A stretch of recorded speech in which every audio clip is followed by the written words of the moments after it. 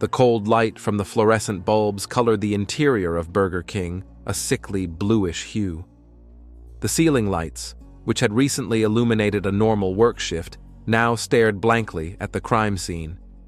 The black and yellow tape of the police fence redrew the usual order of things, turning the diner into a scene of tragedy. Rachel Morgan's body lay behind the counter on the cleanly mopped floor. The bullet had entered the heart, and death had been instantaneous. The uniform black shirt with the restaurant's logo was soaked with blood, creating an eerie contrast to the white tile floor. There was a look of surprise on his face, as if death had come unexpectedly, giving him no time to realize what was happening. Police photographers methodically recorded the details of the scene, their camera flashes rhythmically cutting through the space.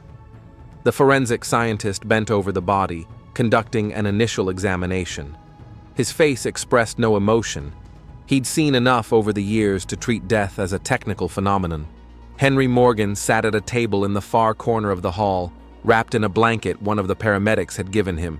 His large hands trembled finely, and his gaze was staring into the void. His dark skin was ash-colored, and it looked as if all the strength had drained out of him at once.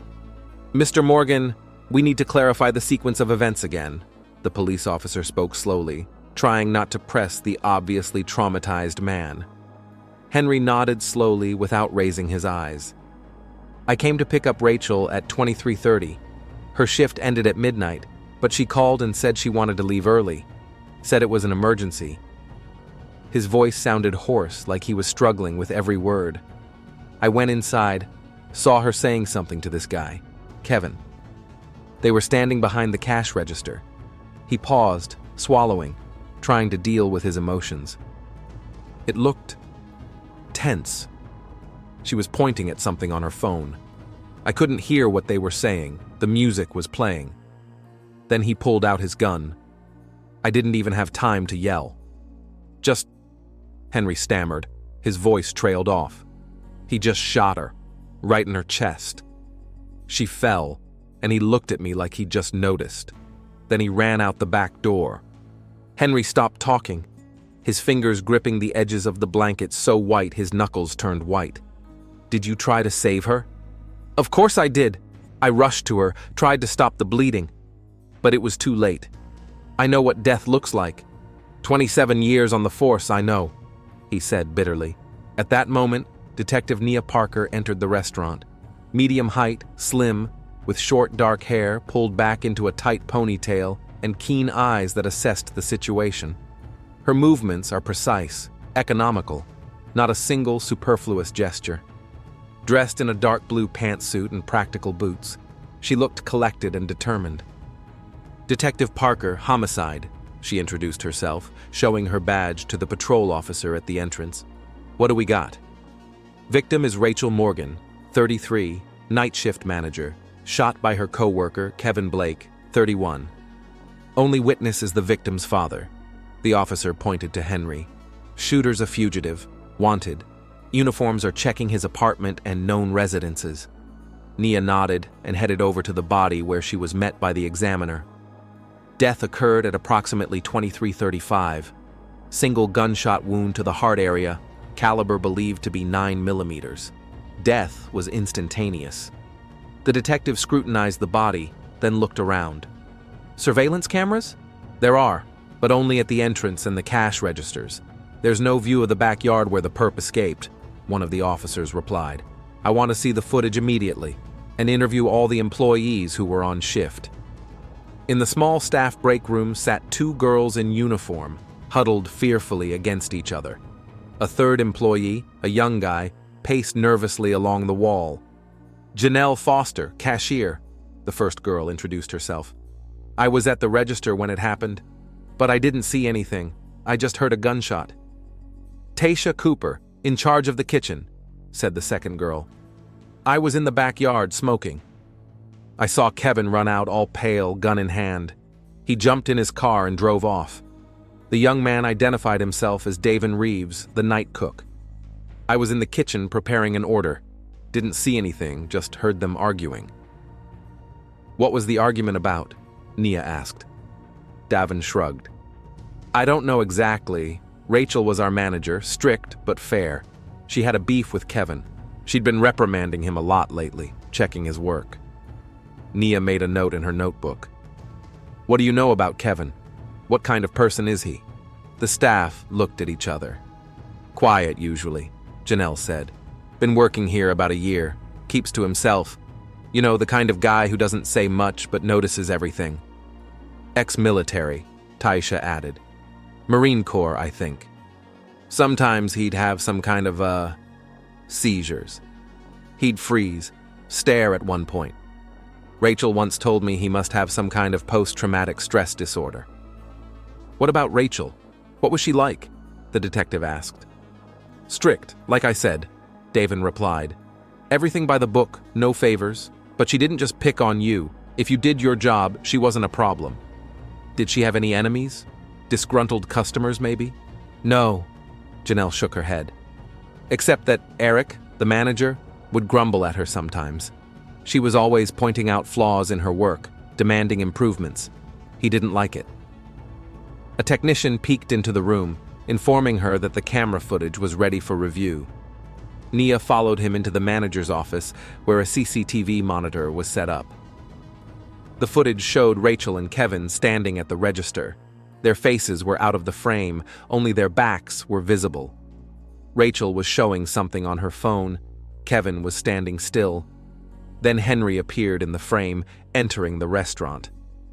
The next moment, Kevin turned around sharply, and although the shot itself was not visible, Rachel was seen falling. Kevin ran out of the shot, and Henry rushed to his daughter. Well, that confirms the father's testimony, Nia muttered. But it doesn't say anything about motive. The detective turned back to Henry.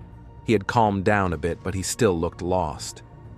Mr. Morgan, I'm so sorry for your loss, she said, taking a seat next to him. I need to ask you a few more questions. Did you know Kevin Blake before today? I saw him a couple times when I picked Rachel up from work.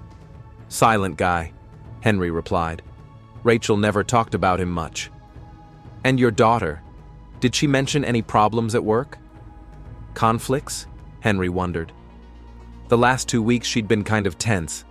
She said some things were bothering her at work, but she didn't give any specifics. Rachel was always secretive, solved problems on her own. Why did you pick her up from work today? Did she usually get home on her own? Yeah, she usually did. But today she called, asked me to come over. Said she needed to have a serious talk with me, that it was important. Nia gave Henry a hard look. What did she want to talk about? She didn't, just that it was important and not over the phone. Henry sighed heavily. I'll never know now. As the detective finished interviewing witnesses, one of the patrolmen approached her. Detective, any information on the suspect Kevin Blake, 31 years old ex-Marine, discharged 2 years ago, has a conviction for a bar fight, but didn't serve time, got probation, lives alone in an apartment on Pine Street.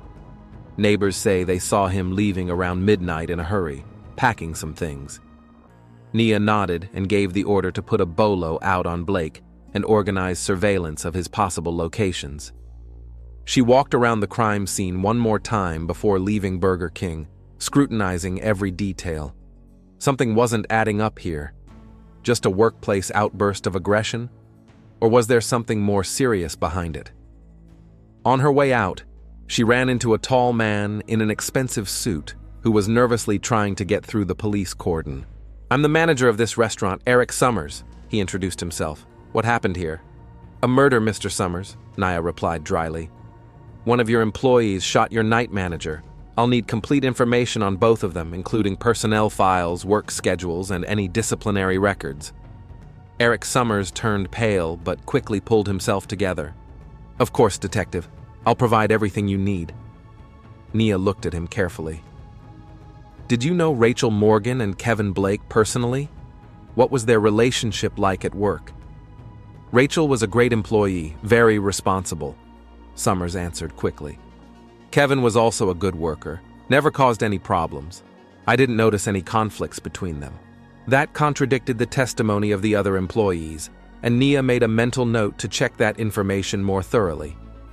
Already in the car, on the way to the station, the detective reviewed her notes. Too many inconsistencies. Employees talked about tension between Rachel and Kevin. The manager claimed the opposite. The victim's father talked about some important conversation his daughter wanted to have with him. And why was Rachel showing something to Kevin on her phone before he shot her? Nia sensed that this case was much more complicated than it seemed at first glance, and she was determined to get to the bottom of it. The morning was overcast. Heavy clouds hung over Baytown as if nature was mourning with its inhabitants. Nia Parker sat at her desk with her papers spread out in front of her. Rachel Morgan's and Kevin Blake's personnel files, crime scene photos, witness statements, all these disparate fragments she had to put together into a coherent picture. Kevin's personnel file showed that he had indeed served in the Marines, participated in several combat operations in hotspots, demobilized for health reasons 2 years ago, diagnosed with post-traumatic stress disorder.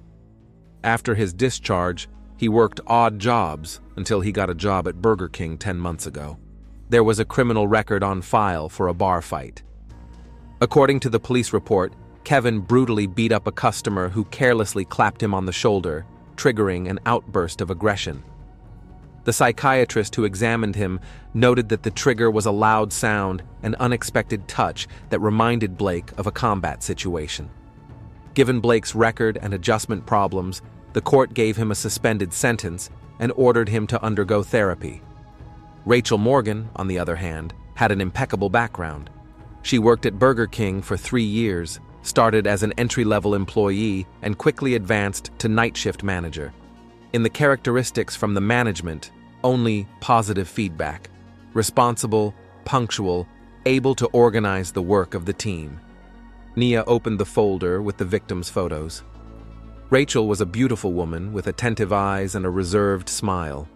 Social media photos showed her as a focused, serious person.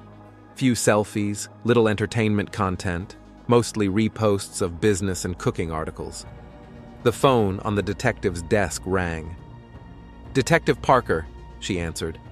"This is Thompson from the patrol division.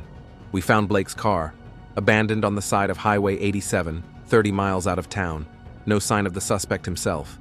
Footprints indicate he left on foot through the woods." "Did you run prints?" "Yeah, his. On the steering wheel, door handles, everywhere. Found an army knife in the glove compartment and a picture of a woman, not Morgan. They also found a bottle of whiskey, almost empty." Nia made a note in her notebook. "Keep looking. He couldn't have gotten far on foot." Hanging up the phone, the detective went back to studying the documents. The coroner's report showed that death was instantaneous.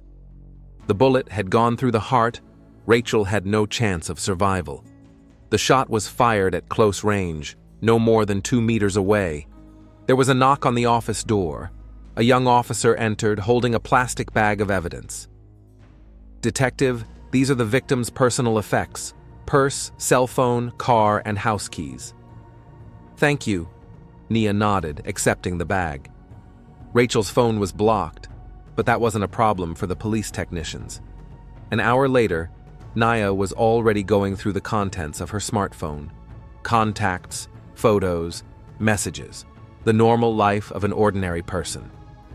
But in the Notes app, Nia found something interesting. For the past 2 months, Rachel had been keeping some kind of notes with dates, times, and short notes. Some of the entries contained the initials KB, CB 2315, back door, black sedan. CB and L, parking lot behind supermarket, bag. CB, call, duration 2 minutes. Nervous. She was following him, Nia muttered. But why? Looking through the messages, the detective noticed a few numbers not saved in her contacts. The correspondence with them was short and resembled business communication. Meeting confirmed, materials received, payment made. Even more curious were the messages sent by Rachel to an unknown subscriber a few hours before her death. "I have all the proof. Meet me at 11. We'll proceed as planned from here." Nia tapped her pen on the desk thoughtfully. It seemed Rachel Morgan's life was more complicated than it seemed at first glance. The office door opened again, and Captain Foster, the department head, walked in. "How's it going, Parker?" "We have some interesting leads, sir. There seems to have been some sort of relationship between the victim and the suspect that went beyond just co-workers." "A love story?" Naya shook her head. "I don't think so. More like Morgan knew something about Blake. Probably something he wanted to hide." "What about catching the suspect?" "Found his car. Helicopters canvassing the wooded area where he was last seen." "Good." Cell phone rings. "Keep me posted." The captain nodded and walked out. Nia decided it was time to talk to the victim's father in more detail. She wanted to know more about Rachel, her life, habits, fears, and hopes. Henry Morgan's house turned out to be a small but well-kept one-story structure in a quiet neighborhood. The neatly trimmed lawn, the freshly painted fence, everything spoke of the owner as a man accustomed to keeping order. Henry opened the door after the third ring. He seemed to have aged 10 years in the past 24 hours.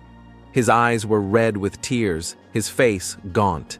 He was wearing the same clothes as yesterday. "Detective," he said hoarsely, "come in." Inside the house was as neat as the outside. On the walls were pictures, mostly of Rachel at different times in her life. Here she was, a little girl with pigtails, here a teenager with a serious look, here a college graduate in a robe and cap. "Can I ask you a few questions?" Nia asked, taking a seat in the offered chair. Henry nodded, lowering himself onto the couch opposite. "Tell me about Rachel. What was she like?" The old man took a deep breath, gathering his thoughts. "Strong. Always strong, even as a child. After her mother died, she was 12 at the time. She took over a lot of the household chores. Cooked, cleaned, did well in school. She never complained." "Did you two have a close relationship?" Henry paused, thinking about the answer. "Not always. Yeah, not the best father. I drank a lot after my wife died, took it out on Rachel. Then I pulled myself together, but things were already strained. When she grew up and started living on her own, it got easier. We've gotten closer over the last couple years." "She lived alone?" "Yeah, rented an apartment not too far from here. She said she wanted her independence, but she visited me almost every day. She cared for me even though I didn't deserve it." There was a bitterness of lingering guilt in his words. "Did Rachel share her plans for the future with you?" Naya continued. "Not really. I know the fast food job was temporary for her. She wanted more." Henry stood up and walked over to the cupboard, pulling out an envelope. "Yesterday, going through her things, I found this. It looked like she'd been hiding it from me. It was from the Culinary Academy. Rachel was in her last year there, and she was doing very well. The course was called Restaurant Management and Culinary Arts. She never told me about it," Henry said sadly. "I guess she was afraid I wouldn't approve of the extra expense. She was always frugal, thought more of me than she did of herself." Nia looked at the paperwork. The tuition wasn't cheap, and it raised the legitimate question: how could a Burger King manager afford such an education? "Mr. Morgan, do you know if Rachel had any additional sources of income? A part-time job, perhaps?" Henry shook his head. "I don't think so. She was working almost no days off. Said she was saving for the future. Maybe she took out a loan. What about relationships? Did she have a boyfriend? Close friends? She hasn't been in a serious relationship in a long time. After she broke up with her last boyfriend 3 years ago, she didn't date much at all. She said she didn't have time for that now. She had a career to build." Henry sighed. "Sometimes I was afraid she'd end up alone because of me. I was a bad example of family life. I'm sure you were a better father than you think," Nia said softly. "One more question. Yesterday, you said that Rachel wanted to discuss something important. Do you have any idea what that might have been?" Henry wondered. "She's been kind of tense the last few weeks. One day I caught her on the phone, talking in a muffled voice, and when she noticed me, she cut the conversation short. When I asked, she said it was work-related. But I sensed she wasn't telling me the truth. Did she ever mention the name Kevin Blake? No, I don't recall. But she didn't talk about coworkers much at all. After thanking Henry, Naya went to Rachel's apartment. It was a small but cozy one-bedroom in a relatively new building. Clean and orderly, like her father's house. Minimal decor, functional furniture. On the shelves were cooking and management textbooks, a few art books, mostly classics. In the closet, Naya found neatly hung clothes, mostly practical and inexpensive.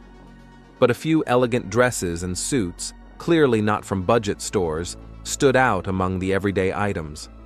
On the desk were class notes, schedules, and notes. Rachel was a diligent student, that much was obvious. And she was really making plans for the future, far beyond Burger King. Rummaging through her desk drawers, the detective came across a folder hidden under a stack of magazines. In it were printouts of bank statements. Several times in recent months, large sums of money had been deposited into Rachel's account from an unidentified source, $5,000 to $10,000 at a time. The origin of the money was not specified. Even more interesting was a thumb drive hidden in the same folder. On it, Nia found photographs. The pictures were of Kevin Blake meeting with various people in places that didn't look like normal friendly gatherings. Backyards, empty parking lots, deserted alleys. In a few photos, you could make out some packages being exchanged. "So this is what you were looking for, Rachel," Nia murmured. "Evidence." Back at the station, the first thing the detective did was to request a detailed dossier on Kevin Blake. From the military archives came the information about his service. His participation in combat operations was confirmed, but there was a strange detail. His last mission had ended with a disciplinary action and a psychiatric evaluation. The reason for the reprimand was classified, but the medical report spoke of inability to control aggressive impulses and periodic episodes of dissociation. Nia's thoughts were interrupted by a phone call. Forensics found Blake's fingerprints on a discarded gun found in a dumpster 2 blocks from Burger King. The gun matched the caliber of the bullet recovered from Rachel's body. There was no doubt Kevin was the killer. But the big question remained. Why?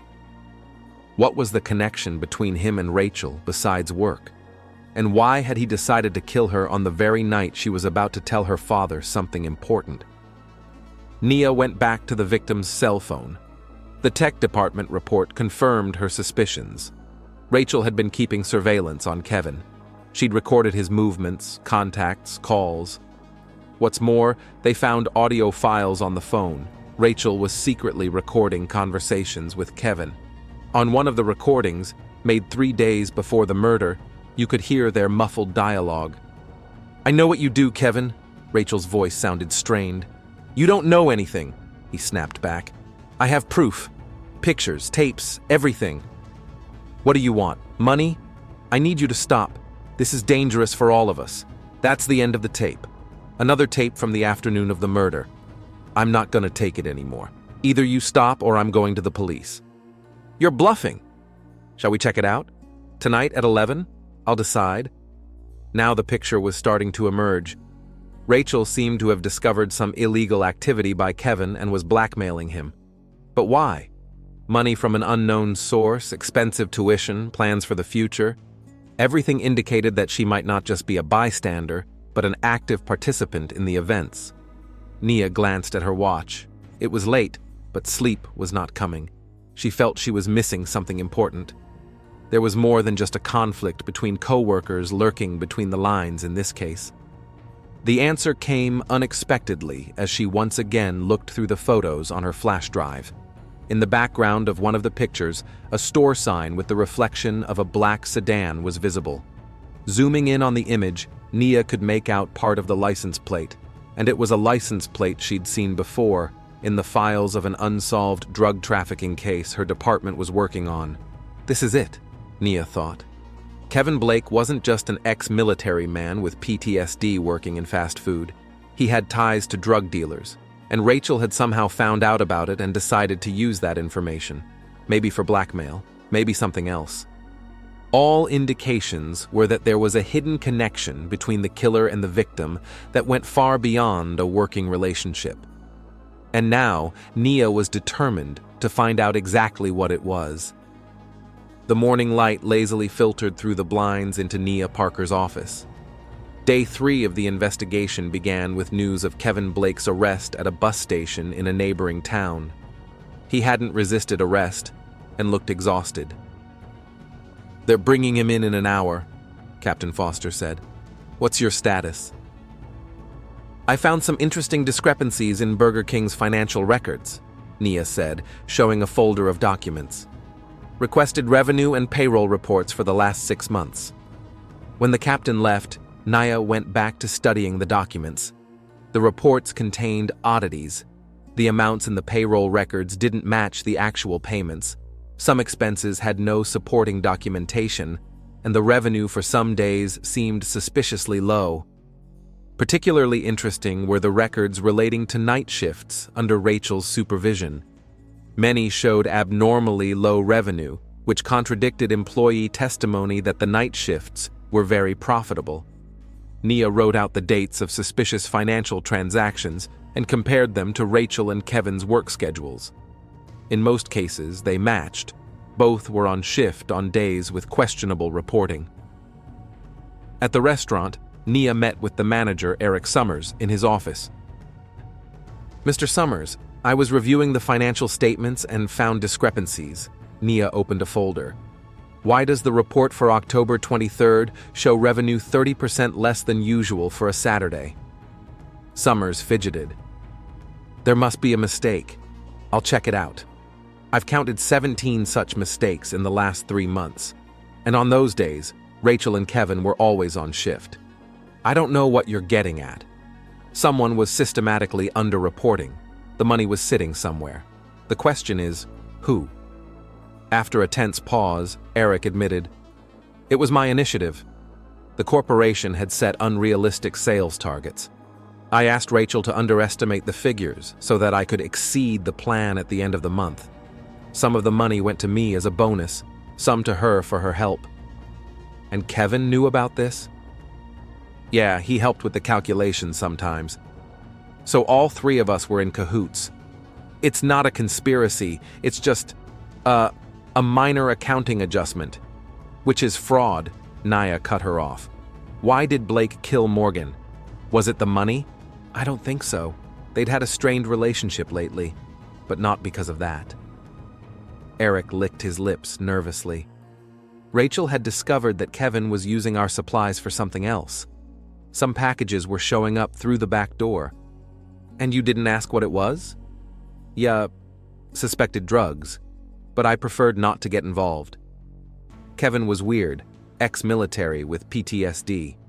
If you're hiding something, now would be a good time to tell me." Rachel tried to blackmail Kevin. I overheard them talking. She said she knew about his side business and demanded a share. Otherwise, she'd go to the police. "And how did Blake react?" "He was furious, but he held back. Said he'd think about it." "Why didn't you report it sooner?" "I was afraid of being accused of fraud. And then, I used to take stuff from Kevin for myself sometimes. Nothing serious, just weed." Nia looked around the warehouse and found marks on the floor in the far corner, as if something heavy had been moved regularly. Pulling back a shelving unit, she found a hiding place in the wall. It was empty inside, but the marks on the dusty surface spoke of recent use. "Did you find anything interesting?" That was Henry Morgan's voice. "Mr. Morgan, what are you doing here?" "Same thing you are. Looking for answers," he answered, looking around with the professional scrutiny of a former policeman. "I wanted to see where Rachel was spending her time. You shouldn't interfere with the investigation. I've been a police officer for 27 years. I just want to understand why my daughter died." "We have Blake in custody. I'll be questioning him soon." "I want to be there," Henry said firmly. "That's impossible. You know the rules. Then I'll do my own investigation." At the station, Nia got the forensic results. The gun was the murder weapon, and they found traces of cocaine and methamphetamine in the stash. When questioned, Kevin Blake looked haggard but focused. "Do you understand why you're here?" Nia asked. "Yes, I killed Rachel Morgan." "Why?" "Why does it matter?" "I did it, you have proof." "We found a stash of drugs." Kevin tensed, but his face remained impassive. "I don't know what you're talking about." "You used the restaurant to distribute drugs. Rachel found out and started blackmailing you." After a pause, Blake asked for a deal in exchange for information about the distribution network. He said he couldn't find a job after the army because of PTSD and agreed to distribute drugs through the restaurant. Rachel discovered this and offered a partnership in exchange for silence. Everything was going fine until she started demanding more money and threatening to go to my supplier's competitors. It was dangerous for both of us. "Is that why you killed her?" "No. I tried to talk some sense into her, but she had gathered information and was going to give it to her father and then to the police. That night, she showed me the evidence. I didn't plan to kill her. I just grabbed the gun, and it all happened so fast." After the interrogation, Nia studied the surveillance tapes. One showed Rachel discreetly following Kevin, another showed her photographing the stash. But the most interesting was the video of Rachel saying over the phone, "I've gathered all the evidence. We can stop them." This contradicted Kevin's version of her complicity. Soon, Nia received an envelope from Henry with a flash drive. In the video, Rachel explained that she had infiltrated the drug network by pretending to be interested in partnering with Kevin to gather evidence. "I realize I'm taking a risk, but I can't keep quiet. Tomorrow I'll tell my dad everything and we'll go to the police." Attempts to contact Henry were unsuccessful. His call detail showed contacts with numbers from Rachel's records. Suddenly, Henry himself called. "I found them, the people behind the whole drug network. Rachel left clues and I figured them out." His voice sounded determined. "Henry, stop. Let the police do their job. They killed my little girl in front of me. I can't just wait." "What are you gonna do?" "What I have to. Finish what Rachel started." The connection went dead. Nia requested a trace on the call and sent patrols to Henry's last location. Realizing Rachel's murder was just the tip of the iceberg and the victim's father risked becoming the next victim. The gray building of the Baytown County Jail looked sullen in the drizzling rain. Nia Parker passed through several guard posts, surrendered her service weapon, and proceeded to the inmate meeting room. In her hands, she held a folder with new evidence that completely changed the picture of the crime. In the past 48 hours, the police had uncovered a major drug distribution network operating through a fast food restaurant chain. Burger King, where Rachel and Kevin worked, was just one of many locations. Kevin Blake turned out to be an important, but not the main link in the chain. The door opened, and 2 guards ushered Kevin in. He looked even worse than when he'd been arrested, gaunt, dull-eyed, indifferent to everything. Handcuffs on his wrists, his standard orange prison robe made him look like thousands of other prisoners. "Good afternoon, Mr. Blake." Nia pointed to the chair across from him. "I have some new questions." Kevin sat down silently, looking somewhere past the detective. "You lied to me during the first interview," she began, spreading out the papers in front of her. "Rachel Morgan was not your accomplice. She was gathering evidence against you and the entire distribution network." A slight shiver ran down Kevin's face, but he quickly regained control. "I don't know what you mean." "I think you do. Rachel left a video message explaining everything. She infiltrated your scheme by pretending to be interested in a partnership to gather information." Kevin tilted his head slightly. "And you believe a recording made by a dead woman? Maybe she was lying in that video." "Why would she lie?" "To protect herself. She was just as guilty as me, but she wanted to get away with it." Nia shook her head. "We checked her bank accounts. Yes, there were large receipts, but they all went to pay for her studies at the Culinary Academy. She didn't spend the money on luxuries, she didn't hoard it. Moreover, a week before she died, she withdrew all her savings and deposited them in her father's account." Nia moved the bank statement. "Why would she do that if she planned to continue her lucrative business with you?" Kevin stared at the documents for a long moment, then sighed. What difference does it make now? I'll still get life in prison. The difference, Mr. Blake, is that your testimony could help catch the people behind the whole operation. The very people who may have encouraged you to kill Rachel. The remark clearly hurt Kevin. He looked up sharply, a spark of anger in his eyes. Nobody pushed me. It was my decision. Really? Nia stepped forward. Look, I know how these schemes work. Little buggers like you always pay for mistakes. When Rachel started collecting evidence, your bosses found out about it, and they forced you to fix the problem. Kevin was silent, but his face betrayed an internal struggle. We found phone records. An hour before the murder, you received a call from a Silas Reed, a man known in certain circles with connections in the drug business. Kevin's shoulders slumped like he'd been drained of air. I didn't mean to kill her, he finally said quietly. She was a good person. Naive, but a good person. Tell me what it was really like, Nia said softly. Kevin took a deep breath and started talking. After being discharged from the army, he really couldn't find a normal job. PTSD, anger issues, nightmares all made him an unsuitable candidate. In desperation, he contacted Silas Reed, whom he met through a former coworker. Reed offered an easy buck, distributing drugs through a chain of fast food restaurants. The scheme was simple, Kevin continued.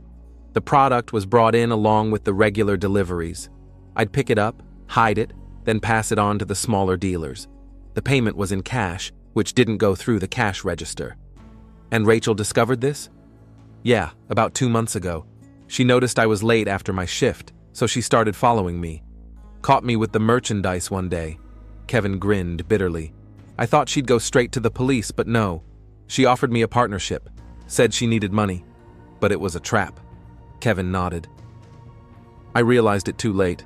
She was gathering information, taking pictures, recording conversations. When Reed found out about it, he went ballistic, said I had to fix the problem, or else... He didn't finish the sentence. Or else he'd take care of the problem himself. With her and you? Something like that. Is that why you killed her that night? On Reed's orders? Kevin looked up, a mixture of guilt and despair in his eyes. I didn't plan to kill her. I wanted to scare her, make her hand over the phone with the evidence. But when I saw her showing it to her father, he hesitated. I panicked. I pulled out my gun just to scare her. And then, I don't know what happened. Finger on the trigger, flash, and she goes down. You realize that doesn't excuse you? I do.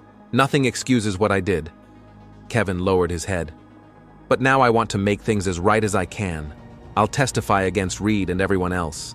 Names, addresses, supply patterns, everything I know. At that moment, the door opened abruptly and a panting officer ran into the room. Detective Parker, we have an emergency. Henry Morgan has been found in critical condition. He's been taken to Central Hospital. Nia's heart sank. Her fears were confirmed. Henry had gone after the drug dealers on his own after all, and he'd paid for it. What's wrong with him? She asked, standing up.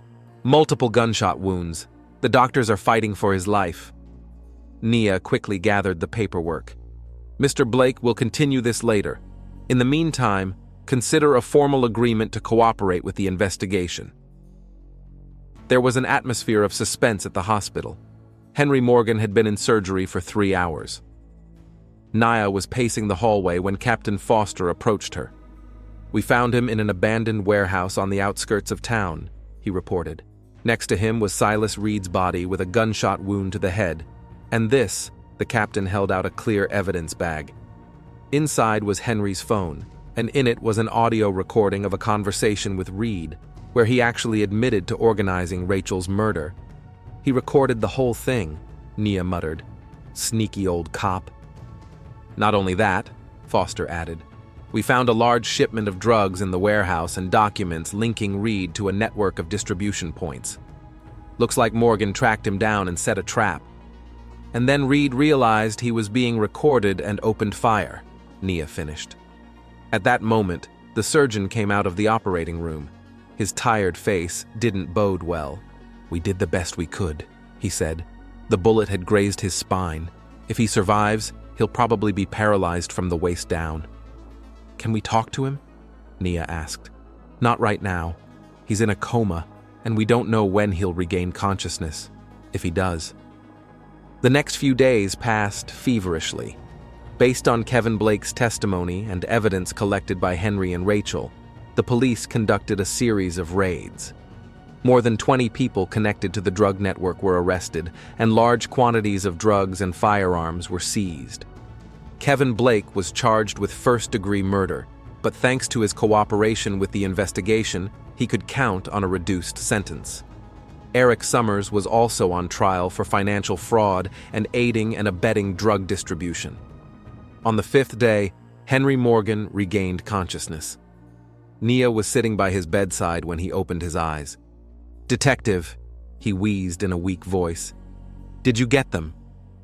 "Yes, Mr. Morgan. Thanks to you and your daughter, we've got the whole network covered."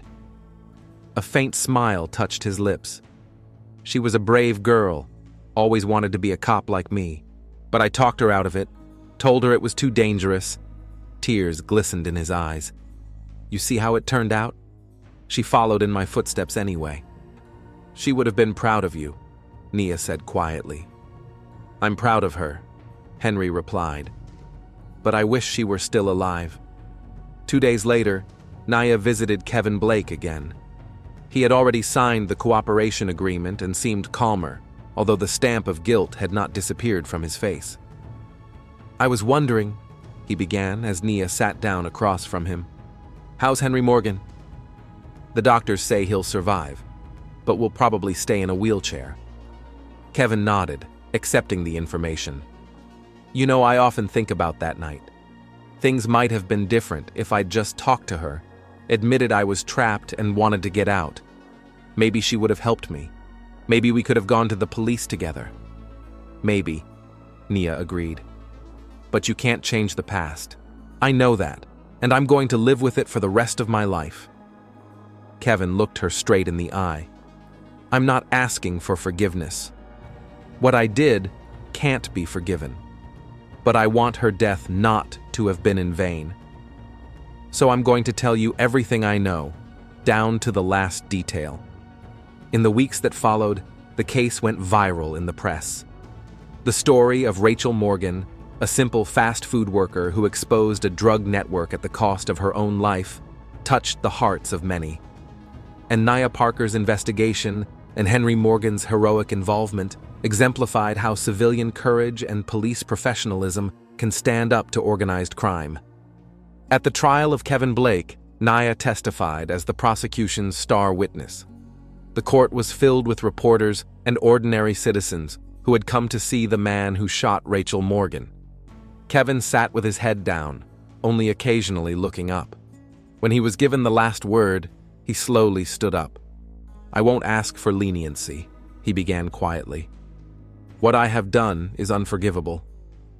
I took the life of a man who was trying to do the right thing." He shifted his gaze to Henry Morgan, sitting in a wheelchair in the front row. "Mr. Morgan, I know no words will bring your daughter back to you, but I want you to know that I will remember her every day of my life and carry the burden of my guilt to the end."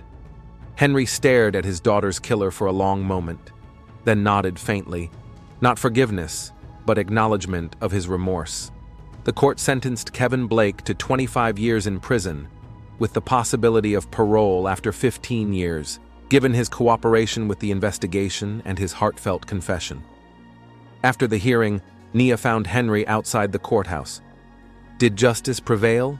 he asked with bitter irony. "As much as possible in our imperfect world," she replied. "Rachel would approve. Thanks to her and you, tons of drugs will be off the streets and dozens of criminals will be behind bars. You know, Detective," Henry stared off into the distance, "sometimes I think, what if I hadn't called her that night? What if I hadn't told her I was coming to get her? Maybe she wouldn't have confronted Blake right then." "We can't know how things would have turned out," Nia said softly. "Each of us did what we thought was right at the time. Rachel wanted to stop the criminals. You wanted to help your daughter. I wanted to find the killer. Even Blake, at some point, just wanted to survive, tangled in a web from which he saw no way out. And all those decisions led to tragedy. Yes, but they also led to justice, even at such a cost. Henry turned in his chair, looking at the detective. Thank you, Nia, for not giving up and getting to the truth. A month after the trial, Nia Parker was promoted to senior detective. In her office, she kept a photograph of Rachel Morgan, a reminder of a case that had changed so much in the city and in herself. The story of an ordinary woman on a path to fight crime, and her father, who finished what his daughter started, became for Nia a symbol that even in the most dire circumstances, you can make the right choice. And at the Culinary Academy where Rachel studied, a scholarship in her name was established for those who, like her, strive to make a difference in their lives despite all obstacles.